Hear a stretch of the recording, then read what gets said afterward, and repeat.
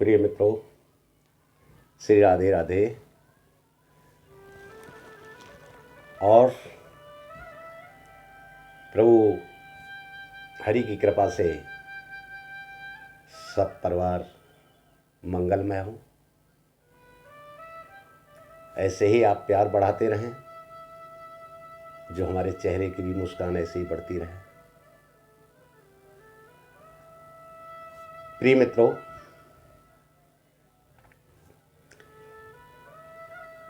जप करने के लिए तो सब तैयार हो जाते हैं, लेकिन माला फेरने की विधि क्या है? माला को किस तरह फेरना चाहिए, ये आप हमारे इस वीडियो चैनल के माध्यम अपने तक पान कर पाओगे। मुझे उम्मीद है बड़ा शांति प्रिय मन से आप श्रवण कर रहेंगे और श्रवण कर उसे अपने पर उतारेंगे कि कभी भी हमें माला फेरने में गलती ना हो, जिसकी वजह से हमारा जप अनुष्ठान या हमारा कर्म गलत ना हो जाए। तो आइए मित्रों, जानते हैं माला फेरने की विधि क्या है और किस तरह माला को रखना चाहिए।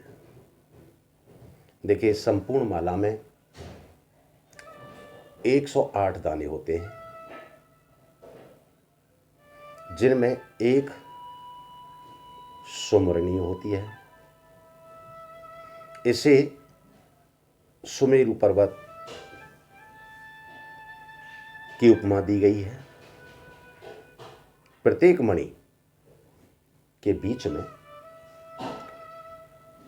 ग्रंथि दी हुई होती है। माला सबसे उत्तम जप के लिए मानी गई है। माला को अनामिका पर रखकर अंगूठे से स्पर्श करते हुए मध्यमा से फेर कर मंत्र जप करना चाहिए। सुमेरु का उल्लंघन नहीं करना चाहिए। दोबारा फेरते समय सुमेरु के पास से माला घुमाकर पुनः जप प्रारंभ करना चाहिए। सुमेरु को कभी पार नहीं करना चाहिए। यह विधि से जप करने से आपका जप पूर्ण होगा और साधना व्यक्ति को कब प्राप्त होती है? सिद्ध कहते हैं ना, सिद्धि व्यक्ति को तब प्राप्त होती है जब उसकी साधना सही हो। साधना से ही सिद्धि प्राप्त होती है। साधना ठीक न हो तो कदापि सिद्धि प्राप्त नहीं हो सकती। चाहे आप किसी मंत्र का जाप कर रहे हो, या किसी देवता की उपासना कर रहे हो, या किसी कथा को कर रहे हो, क्या कोई पूजा अनुष्ठान कर रहे हो, लेकिन जब तक आपको उसके करने की विधि, उसके बारे में जानकारी नहीं है कि हमको किस देवता के लिए किस तरह करना चाहिए, तब तक उसका कोई भी फल हमको प्राप्त नहीं होता।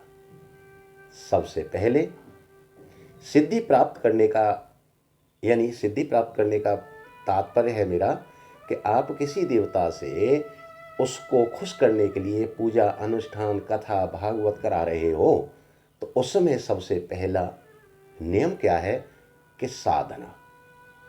यदि आपकी साधना सही है तो आपकी मंजिल और सिद्धि बहुत सुलभ है। यदि आपकी साधना में कुछ कमियां हैं तो सिद्धि में अवरोध पैदा होगा। तो प्रिय मित्रों, सबसे पहले साधक को साधना बनानी चाहिए, और साधना जब उसकी सही हो जाती है तो उसे सिद्धि प्राप्त हो जाती है।